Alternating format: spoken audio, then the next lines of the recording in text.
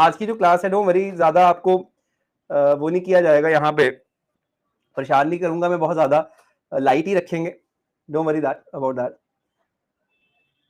एक मिनट रुक जाओ।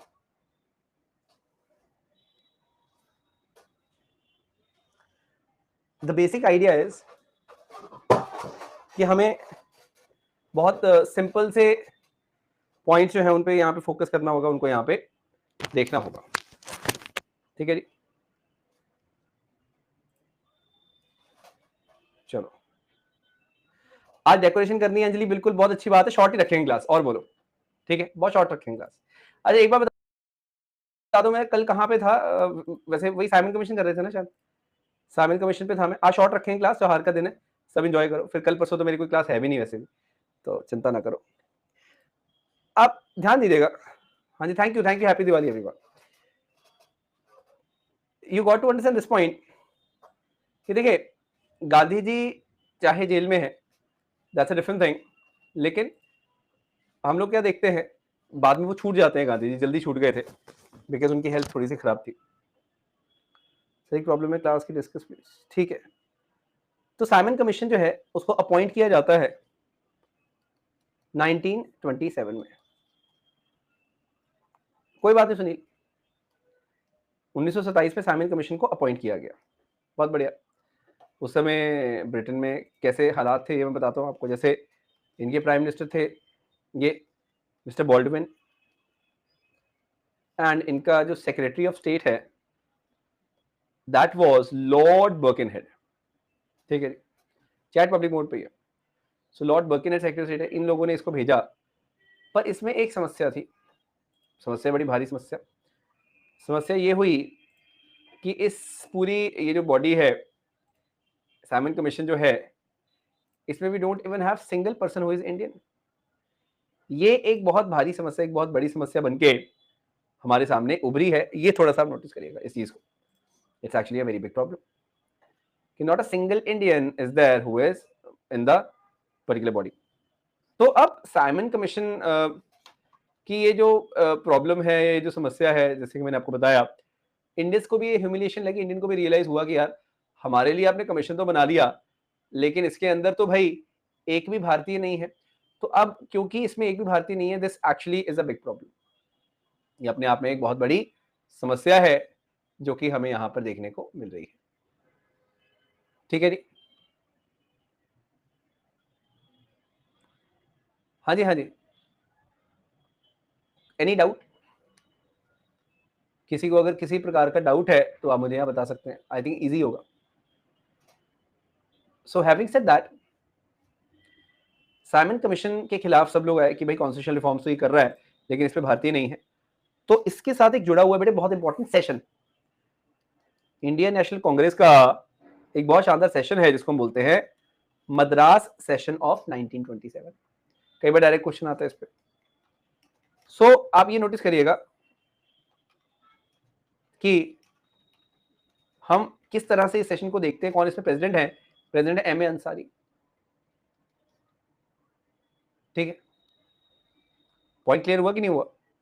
तो ये पूरा जो एस्पेक्ट है इसको आपको बहुत बढ़िया से अंडरस्टैंड करना है, you have to notice that. M A Ansari ने बोल दिया कि भाई गो बैक साइमन का हमने नारा देना है, ये प्रॉपर तरीके से हम लोग करेंगे। अब आप एक चीज और नोटिस करिएगा, उसको कैसे हम लोग और बढ़िया तरीके से अंडरस्टैंड कर सकते हैं, ये बहुत ज्यादा सिंपल है, ठीक है। दैट इज, यहाँ पे साइमन गो बैक के नारे लगे, वहां पे लाहौर की बात है, लाला लाजपत राय वहां पे अपनी आवाज को बुलंद कर रहे थे लाहौर में बहुत बड़े लेवल पे, और इंडियंस ने ये बात बोली कि अगर साइमन कमीशन आ भी रहा है तो उसमें भाई कम से कम इंडियन मेंबर्स तो लाओ। ये तो बहुत गलत बात है, तुम इंडियन मेंबर्स तो ला नहीं रहे हो। तो अगर उसमें इंडियन मेंबर्स नहीं है तो we are not happy with that at all. हमें कम से कम उसमें इंडियन मेंबर्स तो चाहिए ही चाहिए, चाहे कुछ भी क्यों ना हो जाए। तो ये आप मान के चलें कि पूरा का पूरा यहाँ पे सिनेरियो है, मतलब this is precisely the entire scenario which we are supposed to be understanding. Very simple point, this is straight forward. तो इसमें I think everybody has got this point clearly. अब एनीवेज लाला लाजपत राय बहुत अच्छा प्रोटेस्ट कर रहे थे, लेकिन नवंबर में ही 1928 में इनकी मृत्यु हो जाती है, लाठीचार्ज हो जाता है। अब लाठीचार्ज किसने करवाया, ये बहुत ध्यान से सुनना जो मैं बताने वाला हूं। लाठीचार्ज करवाने वाला व्यक्ति था पुलिस ऑफिसर स्कॉट, लेकिन भगत सिंह और उनके साथियों ने मारा जिसको, वो कौन था, वो था साउंडर्स, गलती से मार दिया था। तो साउंडर्स का मर्डर हुआ, लेकिन असली में कल्प्रिट कौन था, स्कॉट था। ये एक बड़ी इंटरेस्टिंग चीज है जो आपको पता होनी चाहिए थोड़ी बहुत समहाउ, ठीक है। एनीवेज, मूविंग अहेड बेटे, लाला लाजपत राय जो पंजाब केसरी थे वो तो चलो मारे गए 1928 में, बहुत बड़ा लॉस था, सिर्फ हमारे देश के लिए नहीं बल्कि पूरी दुनिया के इंटेलेक्चुअल लोगों के लिए भी, क्योंकि बहुत बेहतरीन तरीके से मैंने देखा कि लाला लाजपत राय चीजों को आगे बढ़ाते थे। तो ये मतलब आप मान के चलो कि लाला लाजपत राय जो है उनका एक अलग ही जज्बा है, एक अलग ही लेवल पे सोच चलती थी उनकी, ये बहुत इंपॉर्टेंट है। तो हम मतलब कई बार ये चीज जरूर देखते हैं कि भाई लाला लाजपत राय, पर लाला लाजपत राय को छोटा मोटा पर्सनैलिटी नहीं है, लाला लाजपत राय इज अ बिग पर्सनैलिटी। तो इस चीज को आप नोटिस अगर आप करें तो I am sure you are bound to have a better level of clarity, ठीक है। समझ आ गया इतना, everyone is able to now comprehend things in the best way possible. हाँ, ये हार्ट अटैक कहते आया था, लेकिन लाठीचार्ज की वजह से आया ना, जो भी आया। तो रीजन क्या होगा बताओ, रीजन तो लाठीचार्ज ही बोलेंगे। मद्रास सेशन तो हो गया ना, मद्रास सेशन गया, दैट्स इट। चलो, अब यहाँ पे जो नेक्स्ट बेसिक सा पॉइंट निकल कर आ रहा है उसके ऊपर थोड़ी सी नजर हम लोग डालेंगे। इंपॉर्टेंस कुछ भी नहीं है, गो बैक साइमन का नारा बस वहां पे डिसाइड किया था, साइमन कमीशन को बाइकआउट किया था, बस ये याद रख लो। साइमन कमीशन को जो बाइकआउट करने की बात है वही वहां पर हुई है, दैट्स इट। चलो शाबाश। अब बर्किनहेड इंडियंस को कहता है कि भाई ठीक है, अगर तुम्हें इतना ही लगता है कि तुम कुछ कर सकते हो तो बनाओ अपना एक कॉन्स्टिट्यूशन रिफॉर्म। तब जाके 1928 में मोतीलाल नेहरू की अगुवाई में एक कमेटी बनी जिसने नेहरू रिपोर्ट बनाई। नेहरू रिपोर्ट में एक ही ट्रिक है, ट्रिक क्या है मैं वो आपको बताता हूँ, ट्रिक है या समस्या कुछ भी बोलो, नेहरू रिपोर्ट में वो यही है कि इसमें ये जो कमेटी की रिपोर्ट है सबको मान्य होनी चाहिए, everybody should be agreeing to this whatever it is saying. ये बहुत ज्यादा इंपॉर्टेंट है। क्यों, भी बात समझ में आई कि नहीं आई? सो व्हेनेवर आई से नेहरू रिपोर्ट, तो आपको ये जरूर पता होना चाहिए कि किस प्रकार से इसको हम लोग देखते हैं। चलो Anjali, I am very happy बेटे, मैं आपकी कोई मदद कर पा रहा हूँ, मैं तो ये कह सकता हूँ, मेरा सौभाग्य। अब नेहरू रिपोर्ट ने बहुत अच्छी रिपोर्ट बनाई, मैं आपको बताना चाहूंगा, just hold on. Nehru report had so many important points. For example, Nehru report बोलता है कि ठीक है, फंडामेंटल राइट्स की बात करता है नेहरू रिपोर्ट। नेहरू रिपोर्ट बात करता है कि जो स्टेट्स फॉर्मेशन हमने करनी है उनको on the basis of language कर लेंगे। व्हाइट वॉज मेड इसीलिए बेटे बना था नेहरू रिपोर्ट, ताकि कॉन्स्टिट्यूशन रिफॉर्म्स जो है उनको तेजी से किया जा सके। कुल मिला के कॉन्स्टिट्यूशन रिफॉर्म्स को ही बढ़िया रूप से करने की कोशिश थी नेहरू रिपोर्ट, मैं तो ये बात बोलना चाहूंगा। तो इसमें तो आई थिंक मतलब कोई डाउट किसी को नहीं होगा, everybody is very clear about this thing. On top of it मैं एक चीज आपको और यहाँ पे बताना चाहूंगा कि नेहरू रिपोर्ट और क्या कर रही है, दैट्स वेरी इंपॉर्टेंट। इसने बोला कि भाई पुरुष और महिला के इक्वल राइट्स होने चाहिए। इन्होंने बोला कि इंडिया सेकुलर होना चाहिए। इकोनॉमिक पॉलिसी इसमें नहीं आई है रंजिता, वो 1931 में आई। इंडिया कैसा मुल्क बनेगा, एक सेकुलर मुल्क बनेगा या सेकुलर मुल्क होना चाहिए, इस तरह की बातें कर रहे हैं। तो बहुत लॉजिकल बातें कर रहे थे, ठीक है। मतलब वेमेन और मेन के राइट सेम हो, महिलाएं और पुरुष जो हैं इनके सेम राइट्स हो, इस तरह की बातें हो रही हैं। Very very important this is. तो अगर आप मुझसे पूछो तो मतलब it's a very sorted thing, ठीक है।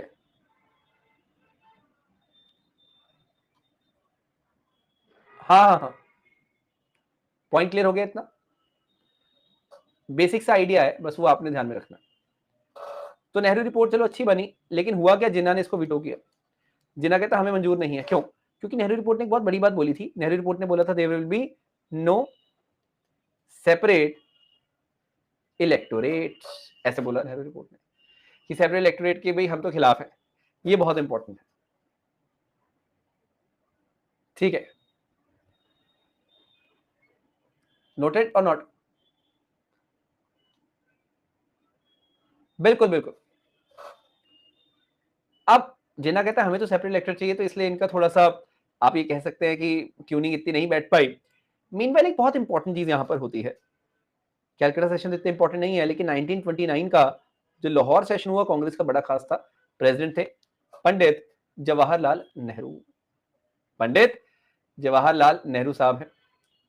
अब पॉइंट क्या है हमारा, उसको थोड़ा सा नोटिस करिएगा कि यहां पे पहली बार पूर्ण स्वराज का प्रस्ताव आया, पूर्ण स्वराज का रेजोल्यूशन आया बेटे, जो बड़ी खास चीज है हमारे लिए उस समय के हिसाब से।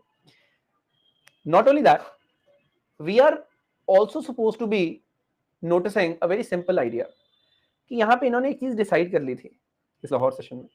कब हुआ ये? दिसंबर 1929 में हुआ। ये बहुत अच्छे से सुनो, बहुत खास है कि भैया 26 ऑफ जनवरी जो है, 26 ऑफ जनवरी जो है 1930 को हमने क्या करना है? बहुत खास चीज है, सुनिएगा। हमने एक पूर्ण स्वराज दिवस मनाना है, पूर्ण स्वराज का दिवस मनाना है। हाँ, पूर्ण स्वराज मतलब कंप्लीट इंडिपेंडेंस, कि हमें डोमिनियन वोमिनियन स्टेटस नहीं चाहिए। ये बहुत इंपॉर्टेंट है। ठीक है, बिल्कुल। सो पॉइंट इज क्लियर और नॉट? पूर्ण स्वराज, हाँ रावी रिवर तो चलो वहां बह ही रही थी, वो तो चलो बात की बातें हैं, सुन लो पहले मेरी बात। पूर्ण स्वराज दिवस मतलब हमें एक तरह से कंप्लीट इंडिपेंडेंस डे जो है वो सेलिब्रेट करना है, ऐसी यहाँ पे बात बोली गई। बहुत बड़ी बात है जी। तो इस चीज को पहले तो आप अंडरस्टैंड करें। Very important point this is, you got to be understanding this thing precisely. Point noted or not? ठीक है। Now having said that, you got to understand कि इंडिपेंडेंस डे मनाना है मतलब मोमेंटम आ चुका था आजादी की लड़ाई में। ये तो इसमें कोई दिक्कत वाली बात ही नहीं है। I think everything is very much clear. Now putting things into perspective, आप एक चीज और नोटिस करिएगा कि यहां पे गांधी जी को कमान एक तरह से थमा दी गई कि आप ही हो जो कोई बड़ी मूवमेंट खड़ी कर सकते हो। गांधी जी कहते कर देंगे, कोई नहीं। अब हम क्या देखते हैं यहां पे, नोटिस करिएगा, बहुत इंपॉर्टेंट है जी। It is the month of March 1930, 1930 की बात है। तो मैं बोलना चाहूंगा ये बहुत खास दिन है 12 मार्च का। सो जब हम 12 मार्च की बात करते हैं, it's actually a very big day. What are we suppose to be understanding? क्या एक ऐसा आइडिया है जो कि हमें यहाँ पे अंडरस्टैंड करना है? उसके ऊपर थोड़ी सी बात करिएगा, थोड़ा सा पिक करके इसको चलिएगा, बिकॉज ये बहुत छोटी चीज आपको लगी पर बहुत इंपॉर्टेंट है। यहाँ पे जी दांडी मार्च हम लोग देखते हैं। We see Dandi march starting. Dandi march क्या है, ये आपको मैप से थोड़ा सा ज्यादा समझ आ सकता है। Let me make you understand. ये देखिएगा, साबरमती आश्रम था गांधी जी का, वहां से कहते हैं कि हमने जाना दांडी तक। कब स्टार्ट की यात्रा? 12 मार्च को। कब खत्म हुई? 6 अप्रैल को दांडी पहुंच गए। अब यहाँ पे पहुंच के इतना बड़ा काम क्या किया वो समझो। यहाँ पहुंच के इन्होंने ब्रेक किया, एक लॉ को ब्रेक किया, तोड़ा। किसको? नमक कानून यानी कि सॉल्ट लॉ को। सॉल्ट लॉ को इन्होंने पूर्ण रूप से तोड़ दिया है बेटे, ब्रेक कर दिया है। इस चीज को आप पहले तो नोटिस करिए। समझ आया कि नहीं? Everyone is able to comprehend this thing precise है? तो मेरा मतलब, मेरा कहने का ये आइडिया कि आपको ये बात पता होनी चाहिए। ठीक है, हाँ, वो तो इजी है। अब आप एक चीज याद रखिएगा कि हमें पूरे के पूरे जो एस्पेक्ट्स हैं उनको बहुत जोड़ के देखना है। दांडी मार्च का रीजन है कि देखिए सॉल्ट लॉ को तोड़ना चाहते थे। सॉल्ट एक ऐसी चीज है सब लोग यूज करते हैं, हिंदू मुस्लिम सिख ईसाई, अमीर गरीब सबको यूज करता है। ये बहुत इंपॉर्टेंट है। ठीक है, बहुत बढ़िया। अब आप एक और चीज को नोटिस जरूर करना, वो बहुत बेसिक सी चीज है कि इन्होंने 6 अप्रैल को पहुंचते साल जब सॉल्ट लॉ को तोड़ा। सॉल्ट लॉ है क्या? सॉल्ट लॉ मतलब कि आप अपना कानून नहीं आप अपना नमक नहीं बना सकते। You cannot make your own नमक। ये बड़ी खास चीज है। तो आप ये याद रखिएगा कि आप कभी भी अपना नमक नहीं बना सकते, आपको नमक खरीदना पड़ेगा। चाहे आप कोस्टल एरिया में रहो तब भी नमक बनाना इज नॉट अलाउड। ये बहुत इंपॉर्टेंट है। ठीक है, समझ आ गया इतना? Very basic and very to the point kind of things these are, which practically आपको पता होनी चाहिए। मतलब I feel every time you have to have a clear cut idea on them. Monopoly थी ब्रिटिश की पूर्ण रूप से। उस वक्त वाइसरॉय इरविन होता था। हाँ जी। तो अब हमने क्या चीज ऑब्जर्व की, ये थोड़ा सा हम नोटिस करते हैं। Let's try to notice that thing. Gandhi ji ने इसको तोड़ दिया। गांधी जी ने लॉन्च कर दिया सविनय अवज्ञा आंदोलन यानी कि सिविल डिसोबीडियंस मूवमेंट। अब सीडीएम आखिरकार क्या है, ये हम थोड़ा सा अंडरस्टैंड करते हैं। Clear?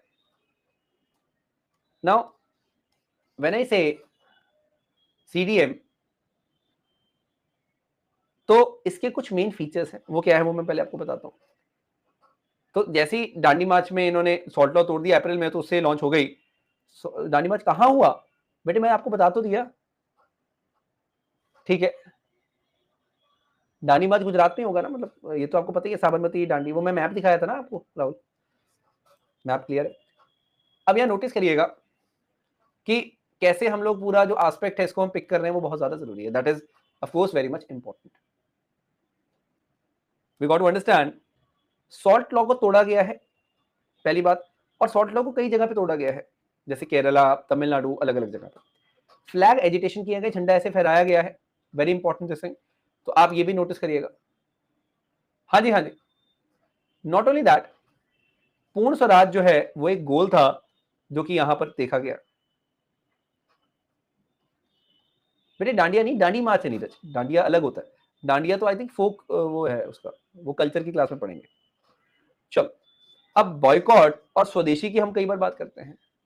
We times talk about the boycott and swadeshi, ये तब तो होता ही था हमेशा। इसके साथ नो टैक्स कैंपेन्स बहुत हुई हैं। We have seen no tax campaigns happening, ये थोड़ा सा नोटिस करिएगा। Point noted or not? कई बार ये बात जरूर आती है नो टैक्स कैंपेन की, so we should be understanding this point. बहुत बढ़िया, क्लियर हो गया इतना? नो टैक्स कैंपेन का आइडिया गांधी जी को कहां से आया? हेनरी डेविड थोरू से आया। नो टैक्स कैंपेन मतलब कि आपको अगर लगता है कि सरकार अच्छी नहीं है तो टैक्स मत दो उनको, सिंपल सी बात। If you think the government is not wise या government is not benefiting you, you just don't pay any tax. This is how we look at it, ये बहुत ज्यादा इंपॉर्टेंट है।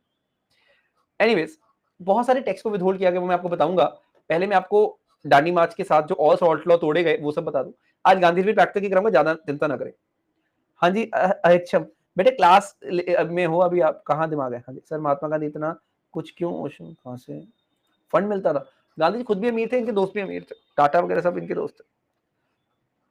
एनीवेज, अब ध्यान दीजिएगा, 13 अप्रैल 1930 की बात है। वी हैव सीन द वेदरन्यम मार्च जो है, that is very special.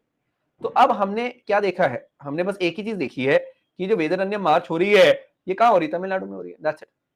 So we are suppose to notice this point.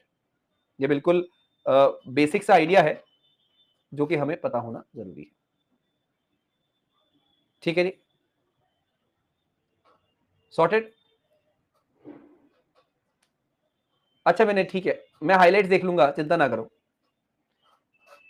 I'll watch the highlights, don't worry।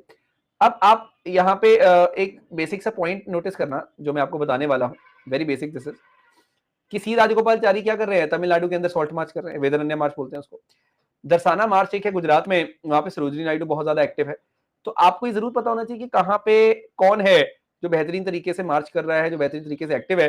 We have to be knowing this point everyone. और simple है ये, यहाँ तक कि कैलिकट में आप जाएंगे तो आपको पी कृष्ण पिल्ले मिलेंगे, he is very much active over there. So we are just supposed to know that who exactly is active where, कौन है जो वहां पर एक्टिव है, ये हमें थोड़ा सा पता होना जरूरी है, ठीक है जी? क्लियर हो गया? लास्ट स्लाइड बेटे यही है, सरोजिनी नायडू, ठीक है, ठीक है। So very practical points these are, but थोड़ा सा आपको एक आइडिया होना चाहिए। सॉर्टेड। अब ना सिर्फ ये, मैं आपको बताना चाहता हूँ कि अलग अलग लेवल पे बहुत सारी चीजें हुई हैं। जैसे अगर आप पेशावर की बात करो, पेशावर के अंदर we had a person known as Khan Abdul Gaffar Khan, ठीक है सर। कैलकट तो उस वक्त त्रावणकोर प्रिंसली स्टेट जरूर है, लेकिन ब्रिटिश का इंटरफेरेंस बहुत ज्यादा था। ब्रिटिश ही वहां पे लोगों को एक्सप्लॉइट करते थे वो लोग। तो ये आपको पता होना जरूरी है, मतलब आइडिया आपको एक बेसिक लेवल पे होना बहुत ज्यादा जरूरी है। That is what I intend to tell you. Sorted है जी? फ्रंटियर गांधी इन्हीं को बोलते हैं हम लोग, क्योंकि ये फ्रंटियर एरिया में रहते थे। पेशावर जो है उसको क्या बोलते हैं? उसको हम लोग फ्रंटियर एरिया बोलते हैं, simply we call Peshawar as frontier area. तो ये थोड़ा सा आप नोटिस करिएगा। क्लियर? बेसिक है सारे के सारे points, there all the very basic points over that. Badshah Khan, बच्चा खान इन्हीं का नाम है। ये खास क्यों है? 1987 में हमने इनको भारत रत्न दिया इंडिया ने, चाहे पाकिस्तानी बन गए थे बाद में क्योंकि पार्टीशन हो गया था। तो कितनी बड़ी बात है कि देखो इनको भारत रत्न से सम्मानित किया गया। एक चंद्रा सिंह गढ़वाली थे, ये एक्चुअली गढ़वाल रेजिमेंट में थे। इन्होंने आम लोगों पे फायर करने से मना कर दिया था। अगर ये चाहते तो फायर करवा देते, लेकिन इन्होंने कहा नहीं भाई मैं फायर नहीं होने दूंगा। ये बहुत खास चीज है। तो आपने मतलब इन पॉइंट्स को ऐसे लाइटली नहीं लेना। These are the points which are definitely very much important. हाँ, आज की क्लास छोटी है अक्षय, बस मैं थोड़ा सा करवा लूं। रानी गैडनल्यू कहाँ पे एक्टिव थी? नॉर्थ ईस्ट में एक्टिव थी।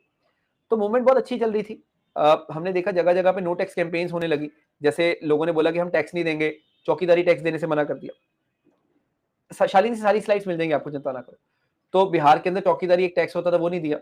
तो इस तरह से मतलब मूवमेंट बहुत बढ़िया हमने देखा पिकअप कर गई थी, बहुत बढ़िया चल रही थी। ये बहुत खास है। मैं बस एक बार आपको एनसीएम से इसको कंपेयर करा दूं, फिर मैं रैप कर दूंगा क्लास को। जैसे एनसीएम देख लो, नॉन कॉपरेशन मूवमेंट में क्या देखते हो आप? 1920 से 22 के बीच में हुई थी। सीडीएम क्या हुई है? 1930-31 के बीच में हुई है। फाइन। अच्छा, नॉन कोऑपरेटिंग के बारे में है NCM. CDM is about paralysing the administration. NCM में बहुत मुस्लिम पार्टिसिपेशन थी, इसमें कम मुस्लिम पार्टिसिपेशन है। इसमें रूल्स एंड लॉज ब्रेक कर रहे हैं, उसमें रूल्स एंड लॉ ब्रेक नहीं किए थे। उसमें Swaraj was the main M, इसमें पूर्ण Swaraj was the main M. इसमें नो टैक्स कैंपेन भी थी, फ्लैग एजिटेशन भी था, सॉल्ट लॉ तोड़ना भी था, जो कि एनसीएम में नहीं था। तो ये बड़ी मूवमेंट थी, काफी बड़ी मूवमेंट थी एज कम्पेयर टू एनसीएम ही आप बोल सकते हैं। अब वो गांधी विन ट्रैक में आपको करवा दूंगा आने वाली क्लास में, चिंता ना करो, अभी इतना ही कर लो आप कि मैंने तभी कंपैरिजन करा दिया ताकि आपको पता चल जाए एनसीएम को रोका गया कैसे, एनसीएम को किस प्रकार से रोका गया, ये बताइए जरा। Very simple point. हाँ, वही मैं आपको बता रहा हूँ, मतलब it's a very basic scenario.